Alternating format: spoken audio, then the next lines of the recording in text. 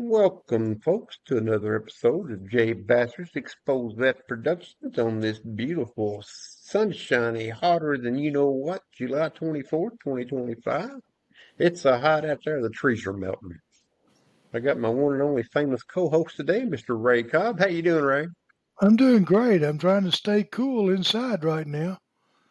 Yeah, it's Yeah, well in the stay. 90s here earlier today.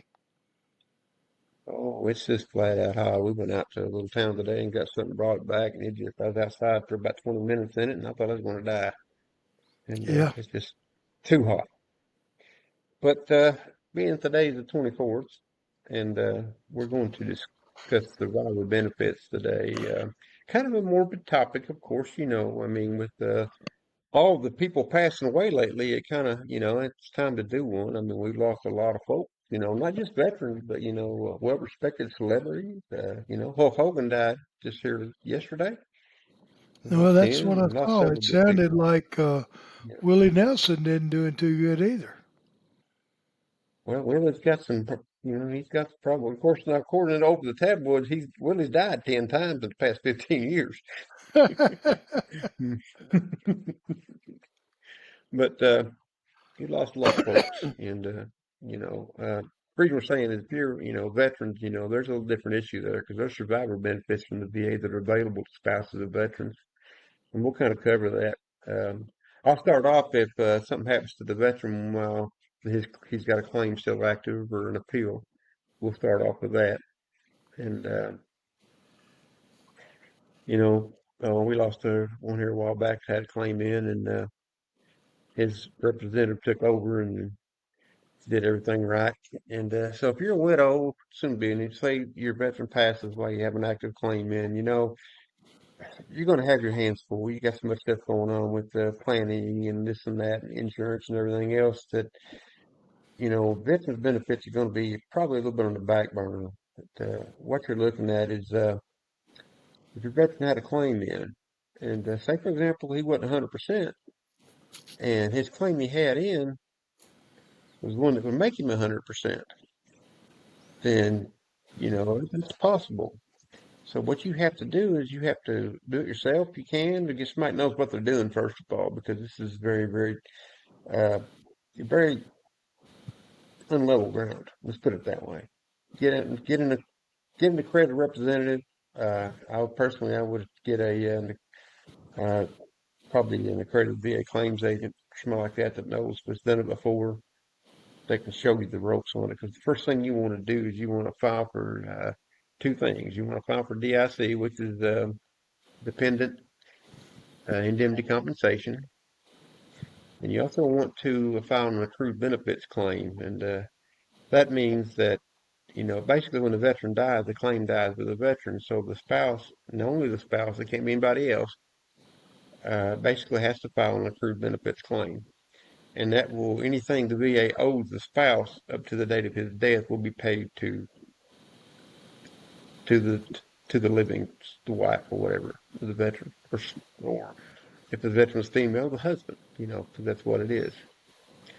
Um, Yeah, there's another it's very point important to there, have that John, done. that one other Go ahead, Ray. thing that I recommend to individuals that I'm talking with, if you have if you're the spouse and the veteran has a claim pending and it's Mhm. obvious that um, he's going to pass away probably before the claim is decided, and Mhm. their medical conditions are still changing with him.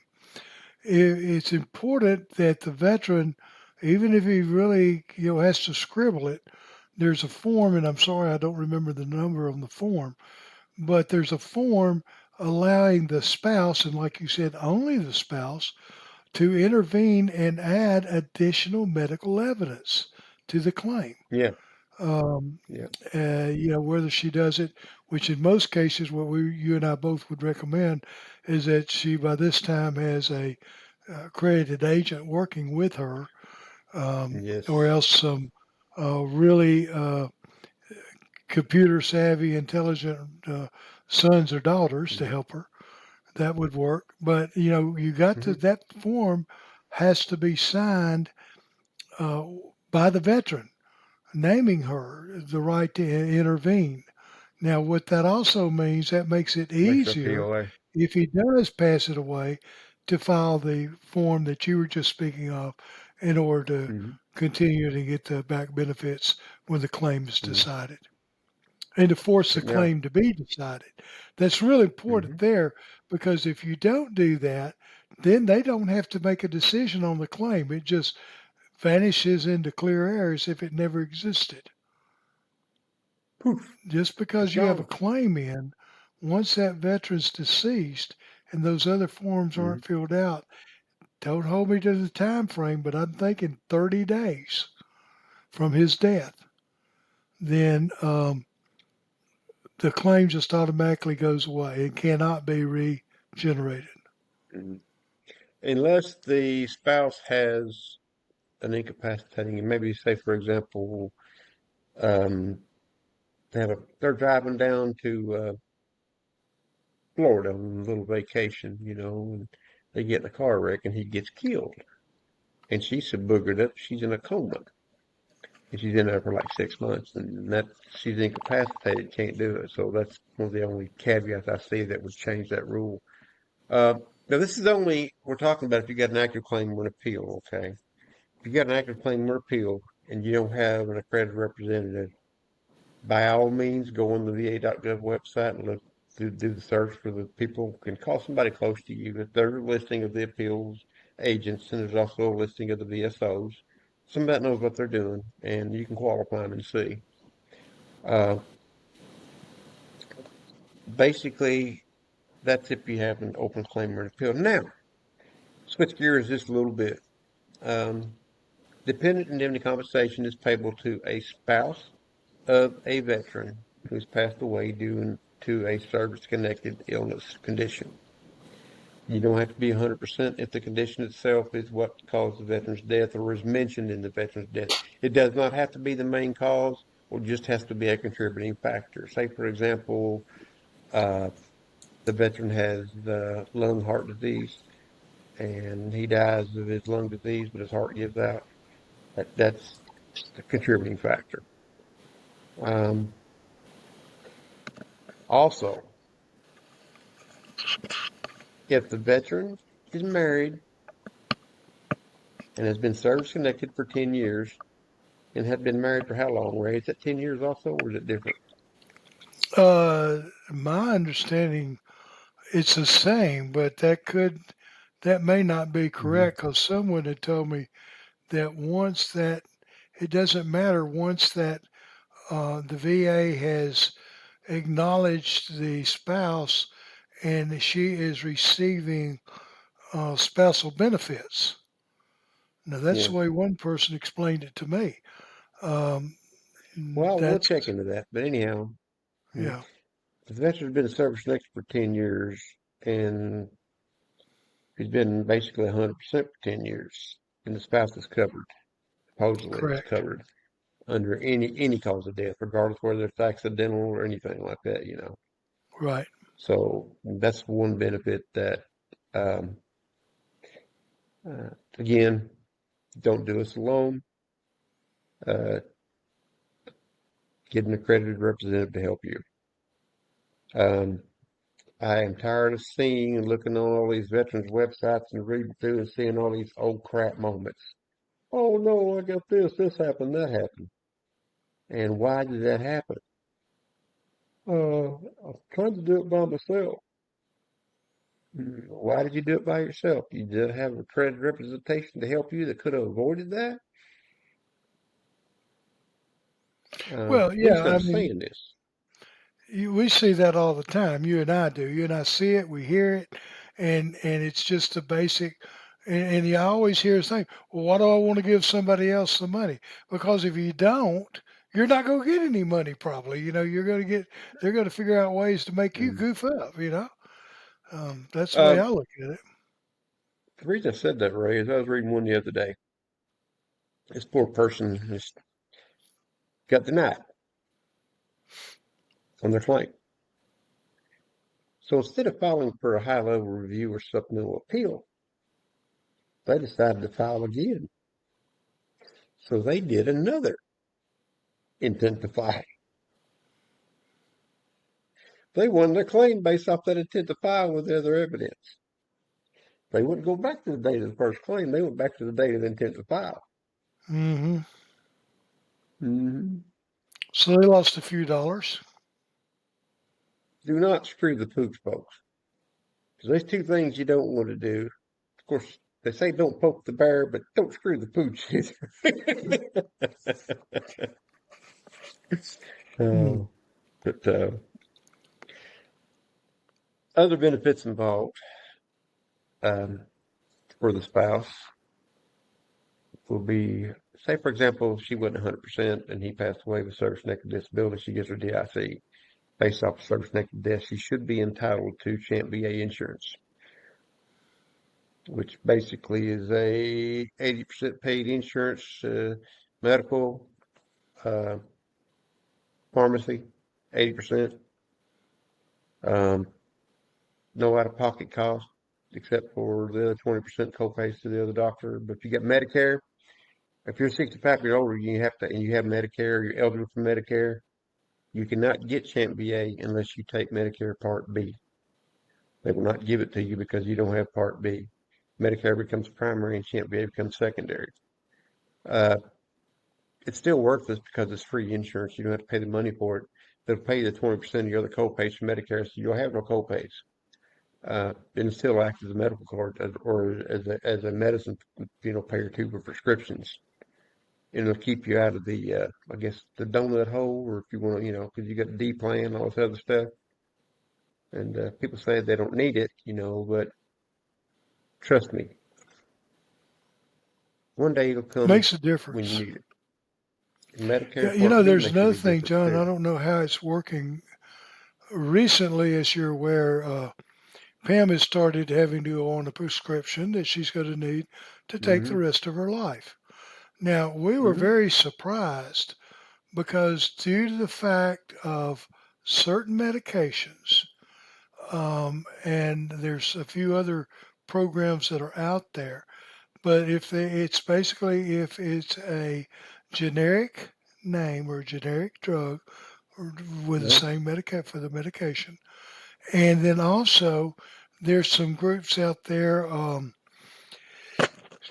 Excuse me, RX is one of them, and a couple of other medical things that reduce the cost of drugs. Uh, and this drug of hers, her Medicare will not cover it, but Champ VA does. And between Champ VA and Good RX, it's free. So there's no copay. So Well, go on. That's awesome.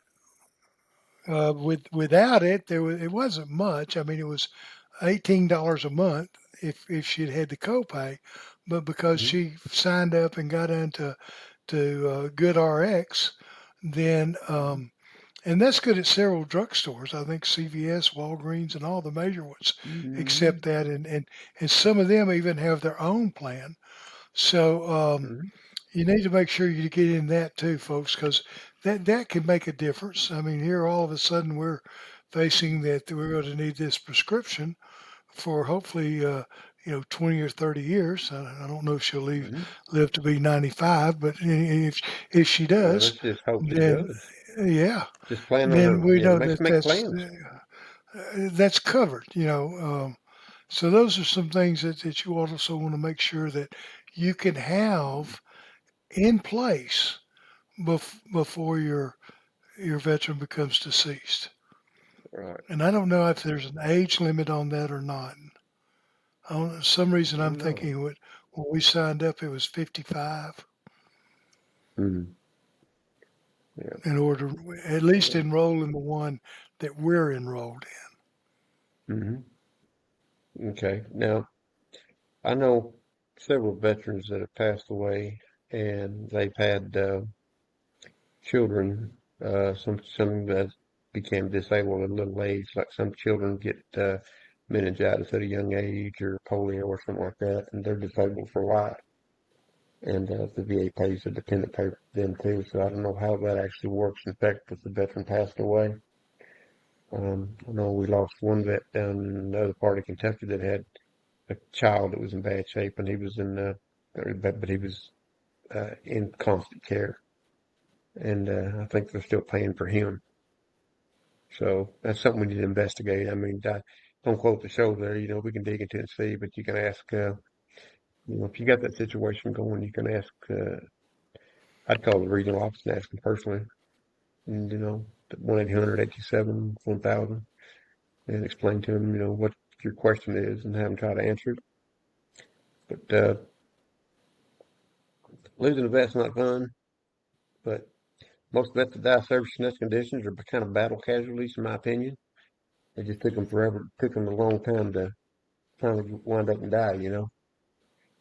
Yeah, So, because we're going to lose more folks, and it's going to hurt, because I mean, the older we get, the more funerals we get to attend, right, Ray? that's the way it is. And then all of a sudden you wake up one Mm-hmm. morning when you reach my age and you start counting back how many veterans that you've known that are no longer there. Or in mine and your case, I'm sure we sit back and we know of veterans that you helped and they got their benefits and now their wife's getting DIC and things. And Mm-hmm. what that means to them. And Mm-hmm. it's kind of shocking when you stop and you're saying, "Wow, I know Mm-hmm. more that are gone than I know that are around." You know, Well, I, we were talking to the lady that runs our camper storage facility over there in the town right across the way here, and there was a gentleman working on his motorhome changing the headlight a while back, and he fell over dead right there in the lot with a massive heart attack. They didn't find him for 4 hours, and his wife called her asking if she'd seen him. Well, she knew that he'd found him, but she couldn't tell anything. She had to let the coroner give her the bad news. yeah, And another camper back in the back went down to Florida on their camper, and the guy died in the fifth wheel, died in his sleep. So, but if they pull your number, it's time to go. You're going to go. right. And then So, myself included, there's sometimes that we get a second anybody. chance. You know, Hmm. um, We've lost a lot of good vets, in the last year or so that had a big voice and a big heart, and did a lot of help for veterans. When I used to be associated with Hadit.com, and we have a lot of those folks that are gone now that were really good, some really good friends that we worked hand in hand, with this stuff, and you'd look up and you see they're gone, and it's sad, but you got to move on.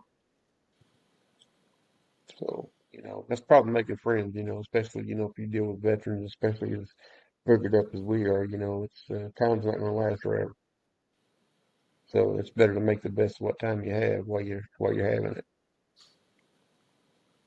Mm. You know, these are, but other than that, what's some other benefits the spouses get that once the veteran passes away? The DIC. I know the DIC is it's configured a certain way. Is there certain? I guess it's kind of like bonus money. Let's see if I can pull this up and share my screen, right? Okay. okay, Let me see here. Let's see.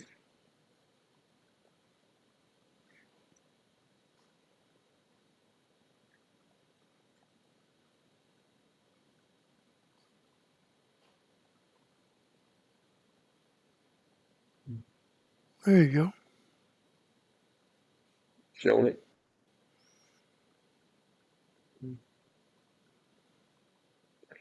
Okay.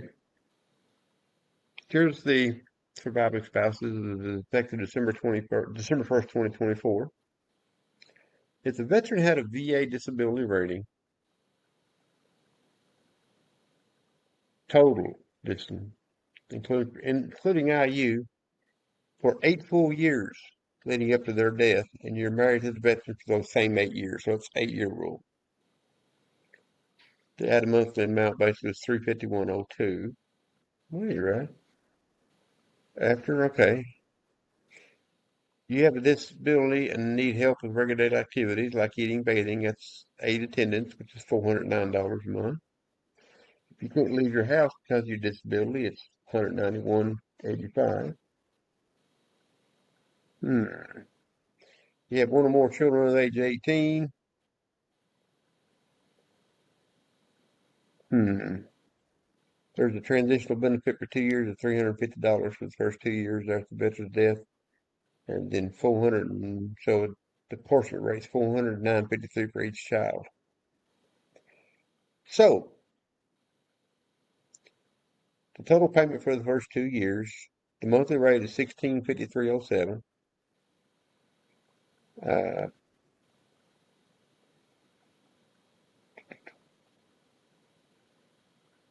if you have a child, you get the transitional benefit of $350.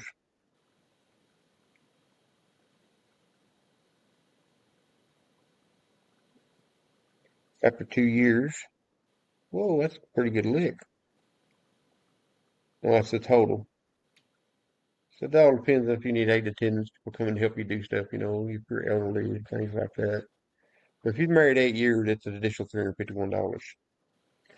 So you're looking at close to 2 grand anyways without children.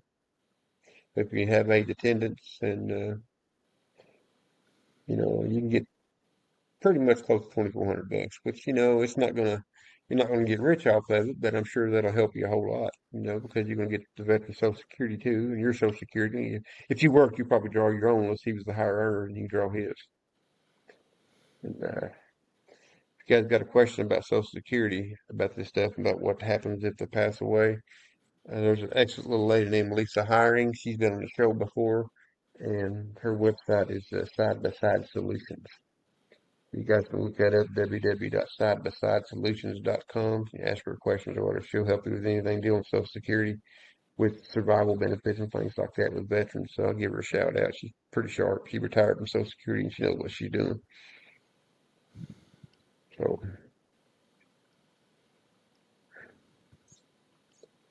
other than that, that's what we do that way.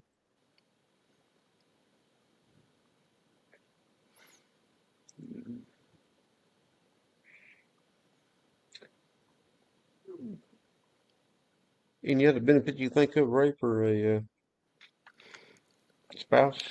Well, not that I can think of. I think we covered most of them. I mean, Hmm. the only you touched on some, but basically, if the spouse is on Champ VA, their Champ VA has Hmm. all the same criteria that a veteran has when it comes to in-home care.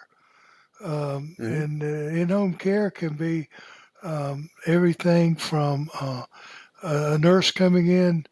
Um, well, I know a gentleman that his wife right now is on that, and she is she has somebody to come into the home 3 days a week, and then they send somebody to just to make sure she's okay and everything. And then 2 days, the other 2 days a week, the lady comes in for I think it's 6 hours each day, and that's to wash and clean and cook and things of that nature. Yeah, Um, Bill was getting that. yeah, now I don't think another good question is this could pull up, but I don't think the caregiver program goes over to, in other words, I don't think the spouse is entitled to the caregiver No, program at all.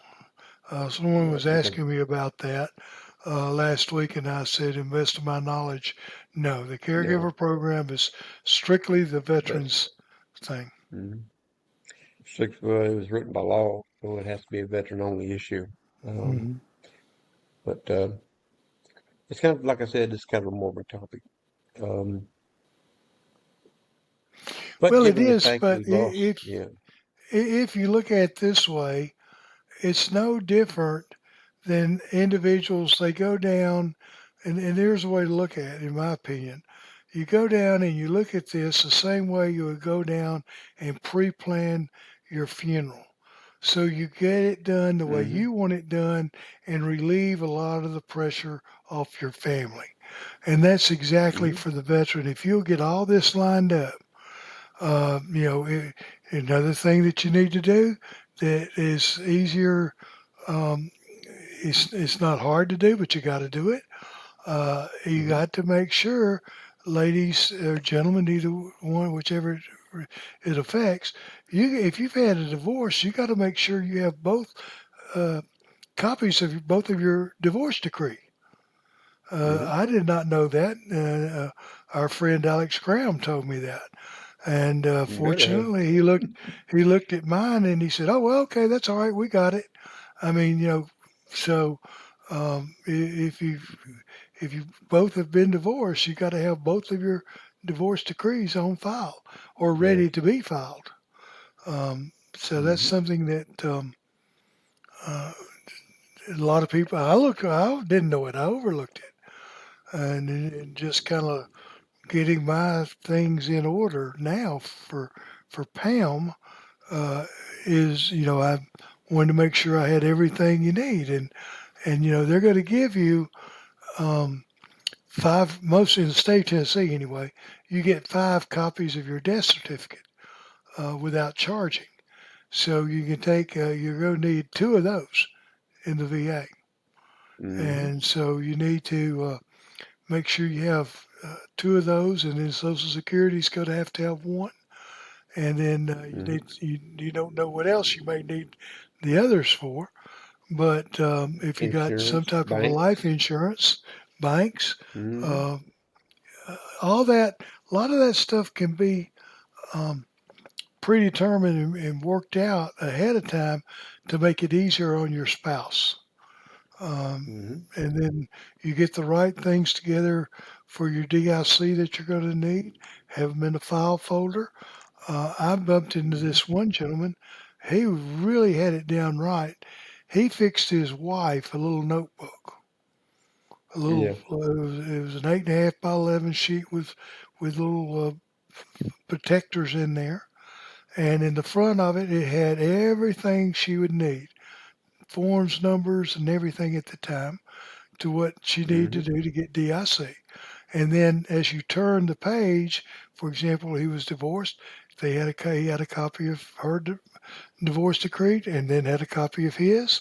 Then they had a room, and he had written on a big white sheet of paper, death certificate, and then Mm-hmm. right on down the line. And I think there's about 8 or 10 things that you're going to need. And he had it booked in place, ready to go. And when she Mm-hmm. she showed me that after his death, and I thought, man, now what a great way to get that thing set up for your spouse is to make her a little book with sheet protectors in it and put the things in there she needs. And if there's something she needs that's unavailable till after his death, then just write what it is and put a sheet in there for that. But Okay. he had it all together for Okay. Well, there's also a survivor's pension, right? And basically, a survivor's pension is a needs-based benefit based for surviving spouses and unremarried dependent children of wartime veterans, unmarried. So, to qualify for that, surviving spouse must not have been remarried after the veteran's death, and the veteran must have had an honorable discharge. Okay. Or other than dishonorable. Okay. No dishonorable discharge. it. Isn't that Depends on, 16? Isn't that sixteen hundred says, dollars a month now?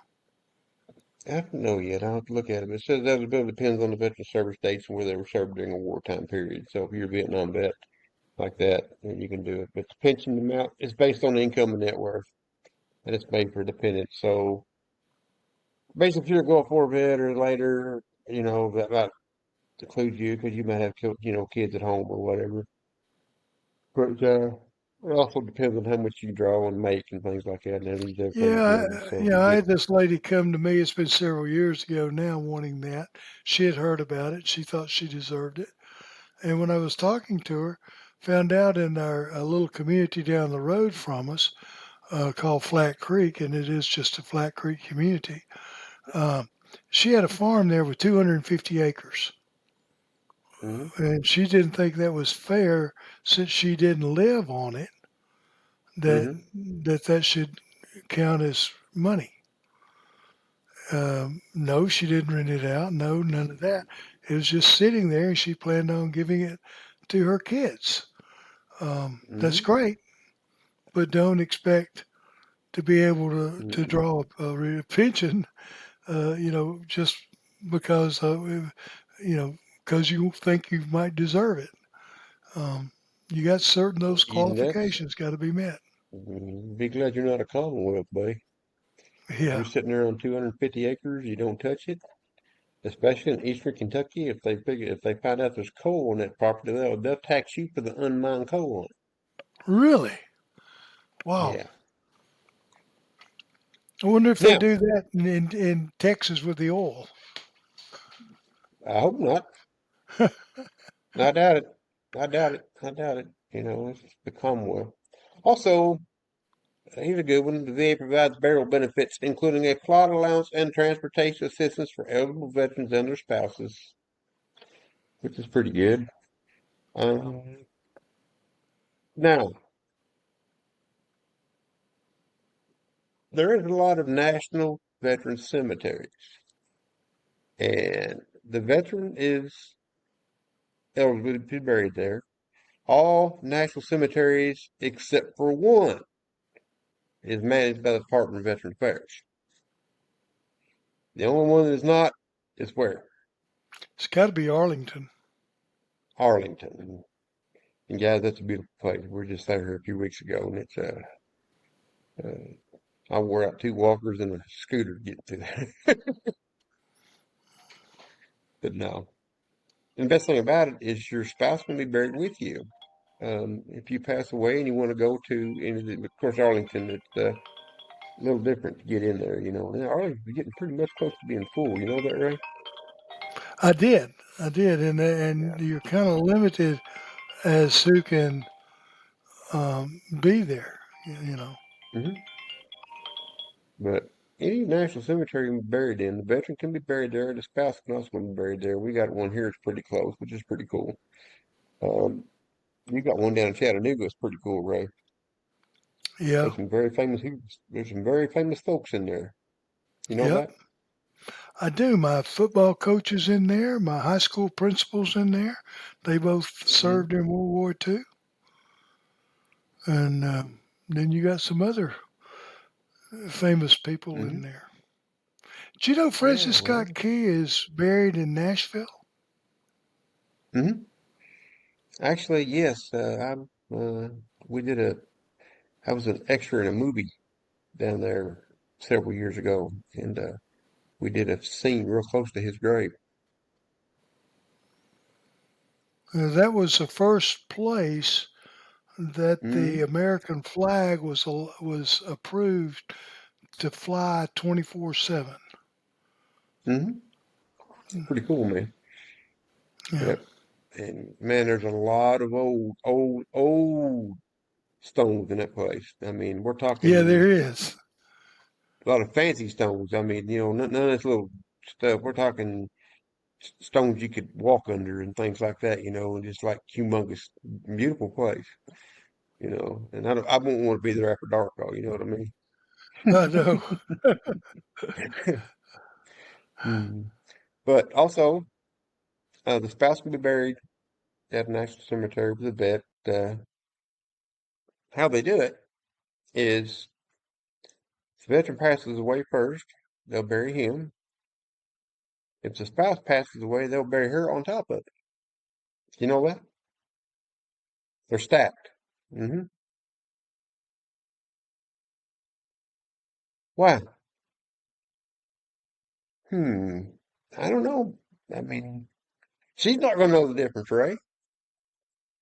You know what I mean? Yeah.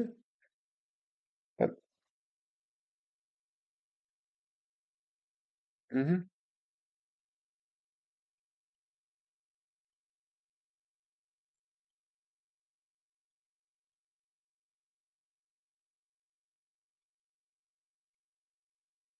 Hmm.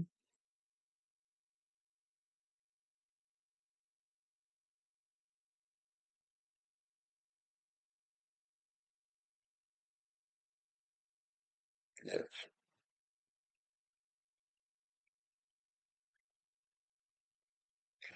Well, They do get full military honors. And now also, surviving spouse is also entitled to basically can't BA, she's DSE. She's entitled to education benefits too, with Chapter 35 and surviving children. Say even the vet wasn't 100% at the time, but he got service-connected death and died of service-connected condition, he automatically the benefits go over to his children, so they can get college tuition, things like that. And they don't really pay the tuition to the college; they pay the stipend to the student who can pay it. So that's a good thing. Yeah, and it's a good benefit. I mean, it's.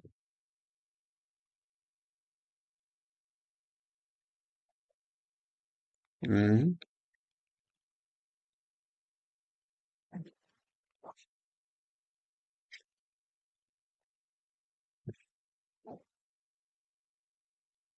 mm-hmm,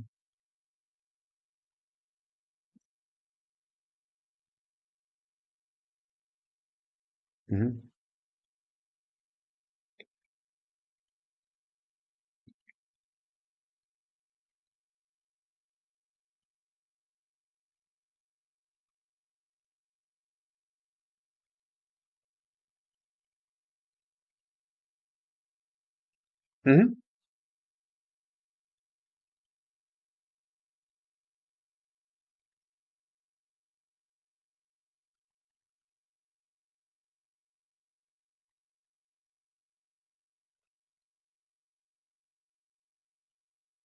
mm-hmm.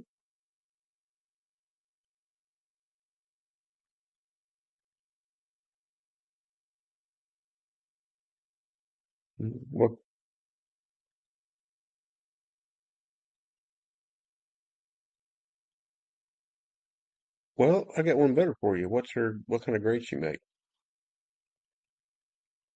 Do you-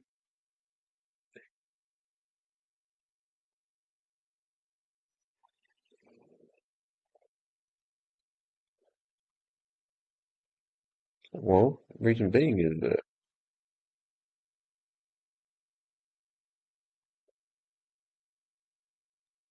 Mm-hmm,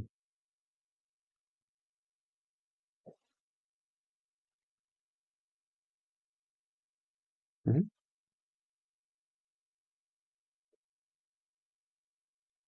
I want to give you one better. If the child of the veteran, or any child actually, if when they want to go to college, and as long as they make a 3.0 grade point average or above, they can do this in high school too and apply.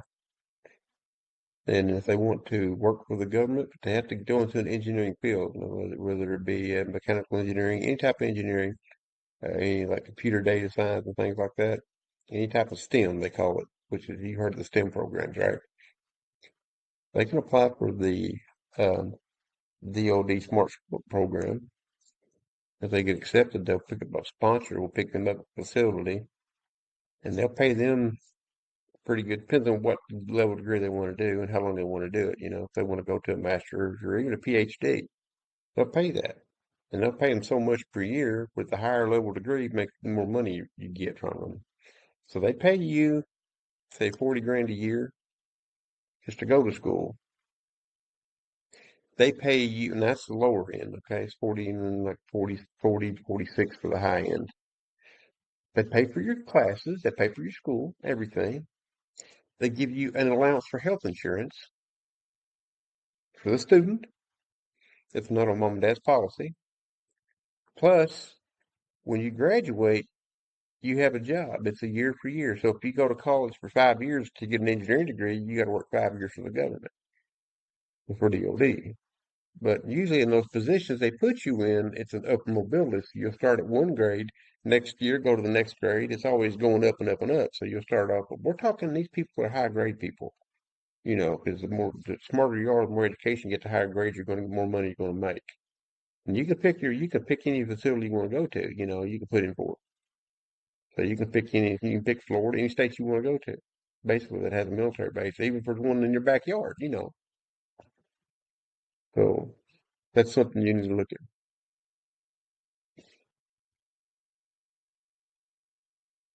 Hmm.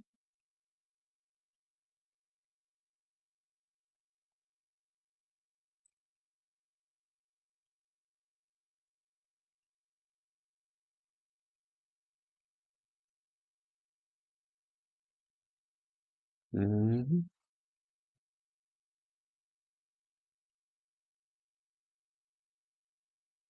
Yeah, we do the same thing. Hmm.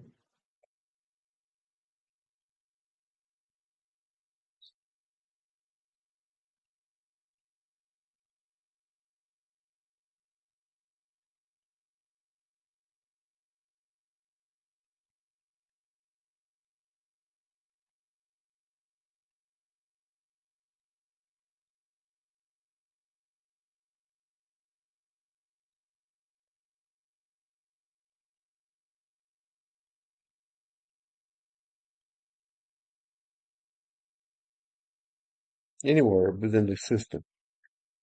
Hmm. Hmm.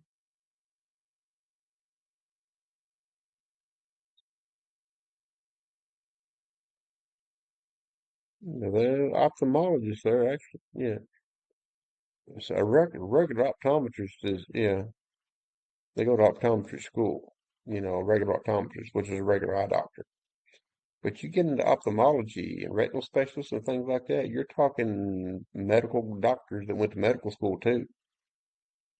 And then they went to ophthalmology school. So you're looking at probably 12 years of education.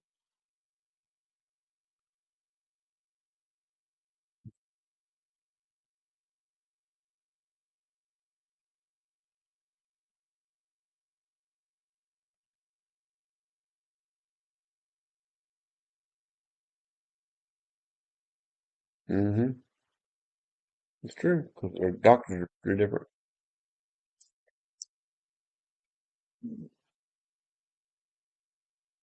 Hmm.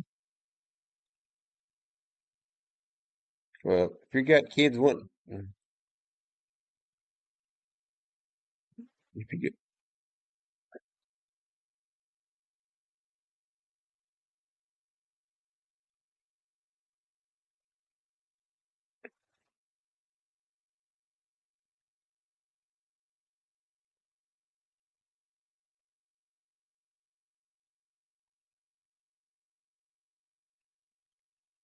yes.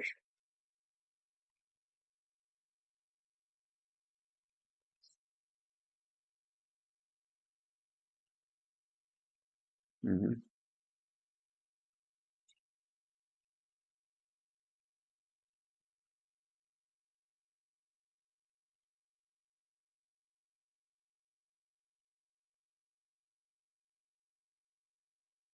Hmm. Hmm.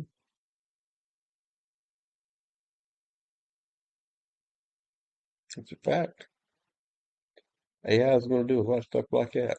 But right now, we don't have the infrastructure or the power source in order to do this. And believe me, knowing something about this firsthand, it takes a lot of computing type power to make it work. And we don't have it. We don't have it. We don't have it. So,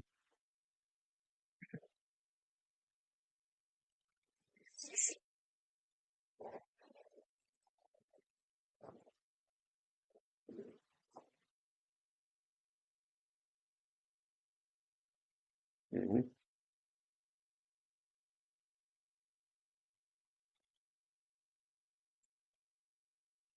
Hmm.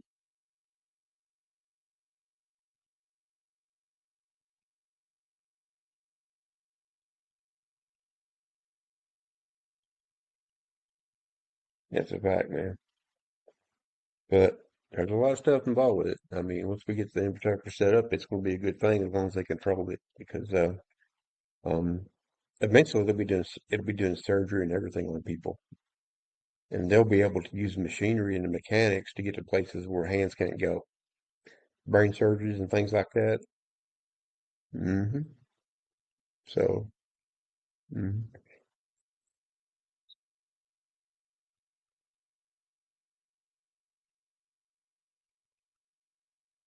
Hmm.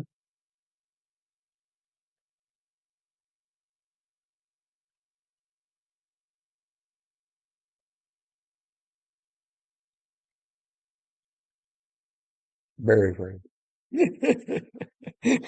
You don't forget. Mm. Mhm. Mhm.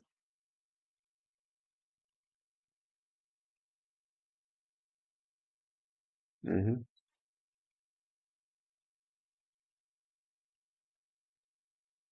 Mhm. No.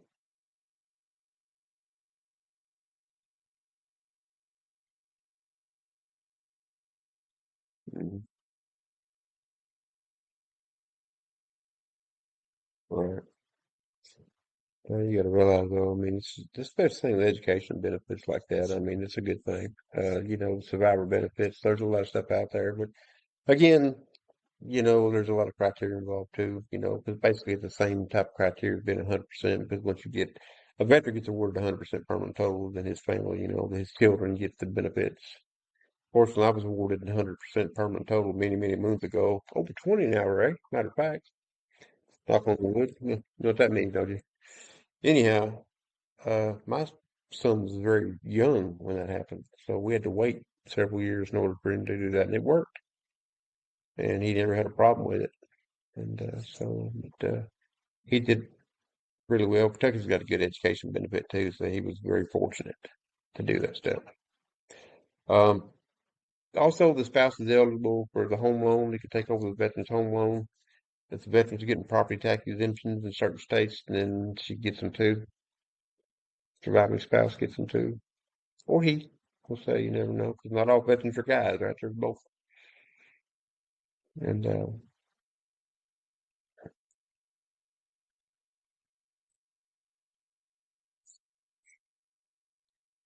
mm-hmm,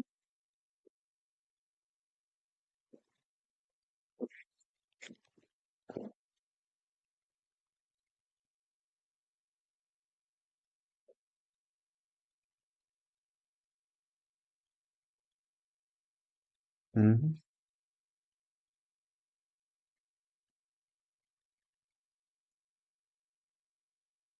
mm-hmm,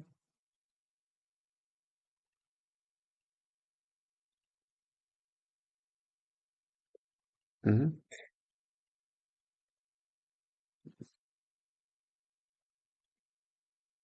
mm-hmm. Well, Kentucky, okay, they have a really good education benefit, that tuition waiver program for, college for 100% OS.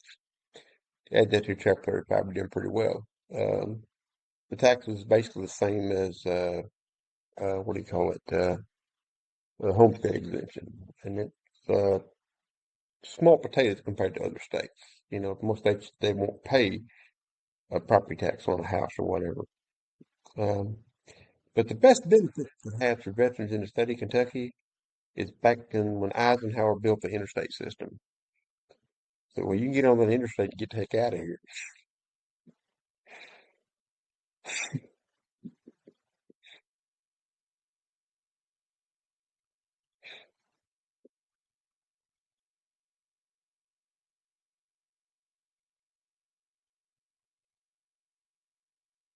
Mm-hmm.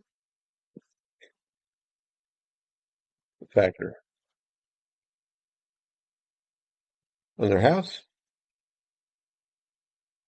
I thought you used 100%. It was I thought it. uh So I thought if you had 100%.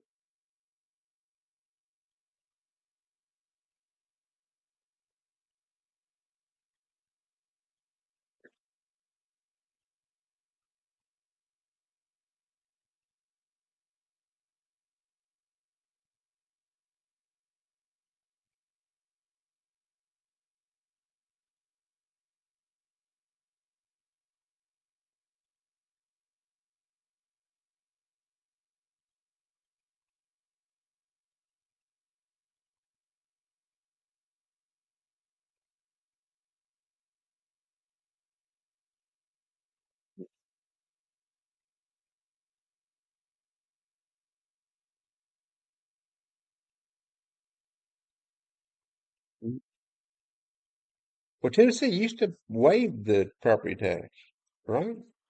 Didn't Tennessee used? Mm-hmm. Mm.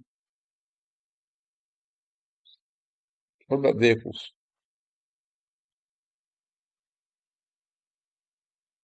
Mm-hmm.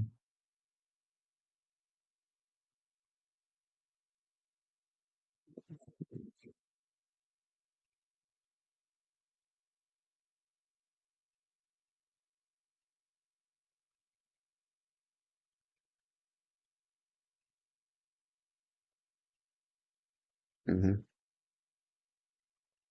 Well, that's good.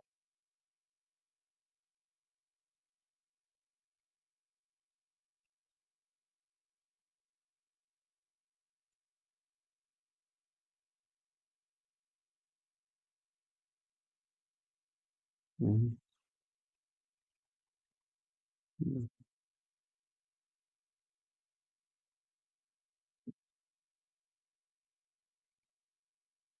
Mm-hmm. Mm-hmm. Okay. Further, this between DIC and survivor's pension, DIC is dependent indemnity compensation for the veteran's death because of the veteran's death, service connected, and the duration of the veteran's 100% disability rating. Survivor's pension basically is tied to veterans' wartime service. So remember that, guys. That's the only difference. So if you're a Vietnam vet's wife that was over in the country, boots on the ground, then you qualify for survivor's pension. But if you get DIC from the VA over service connected death, then maybe you can get. It depends. I guess I do the higher one. Because I'm sure anytime you talk about a pension, there are caveats involved.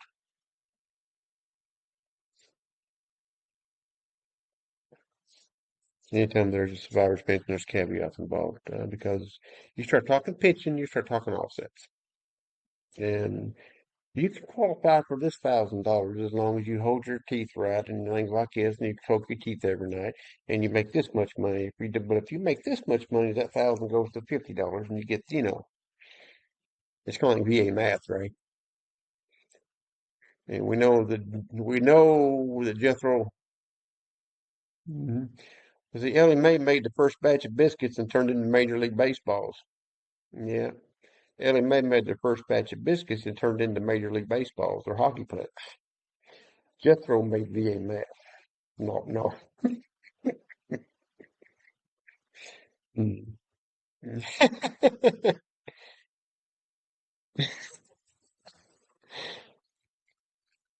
um, Remarriage of the surviving spouse generally disqualifies them from DIC and survivor's pension, though there are exceptions for remarriage after the age of 57 under specific circumstances related to veterans in the LGBTQ community. Okay, that I don't know about. You can pray to look that up, but I don't think I want to touch that with a 10-foot pole. But other than that, folks, well, I think that's had a pretty good show, Ray. We need to go ahead and finish her off here. I want to things to do. Want to see if we can keep on charging and hard charging. Maybe we'll do this again next week. And what? We'll go hard charging and we'll do it again next week. We'll talk about something else, another subject. I'm sure we'll be able to have someone come in and discuss a medical condition and go from point A to point B to point Z. And then, but we'll try to get James Cripps on here. Go ahead, Ray.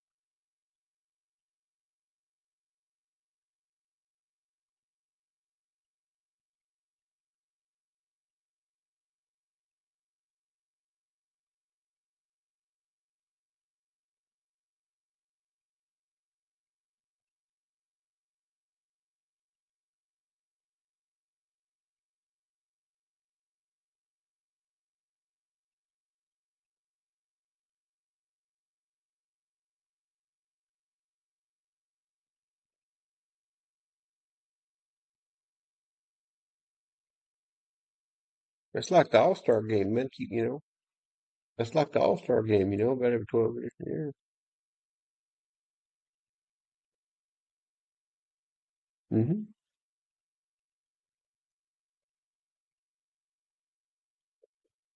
Mm-hmm.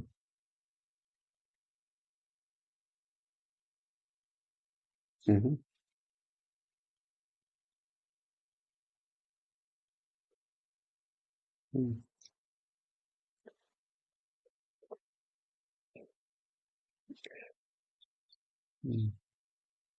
Mm-hmm. Mm-hmm. Yeah, come in for a day trip. If you need information about that, send an email to exposedvet@gmail.com, and I'll send it down to Ray, and you'll get your information. If you got lodging questions, anything, he can help you out. Because I mean, he takes care of his folks when they come down. He took care of us one time going down. We did a little a little veterans deal with him, and a lot of fun down there. Beautiful place. If you got a Tennessee fishing license, bring you a fishing pole for a day or two and stay down there and catch some fish in beautiful lakes they got down there.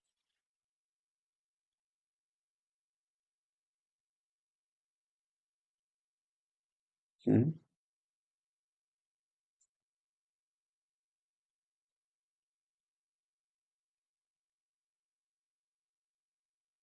Mm-hmm.